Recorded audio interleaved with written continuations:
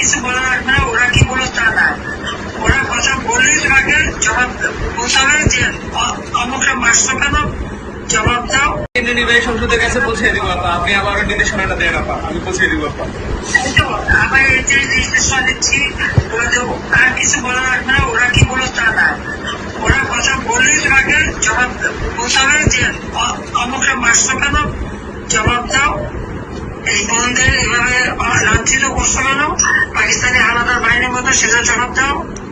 তোমাদের ওইটাই যাবে কমান্ড, জি আপা, ওইটা কমেন্ট যাবে। আমরা এখন অনলাইনে সরব থাকবো আর সেফ থাকবো সবাই, এটুকু আপনার নির্দেশনা আপা। সবাই সবাই সেফ থাকতে হবে। হ্যাঁ জি আপা, সবাই যে কজন কেন্দ্রীয় কমিটি যাদের নামের তালিকা বাংলাদেশে সবাইকে সেফ থাকতে হবে।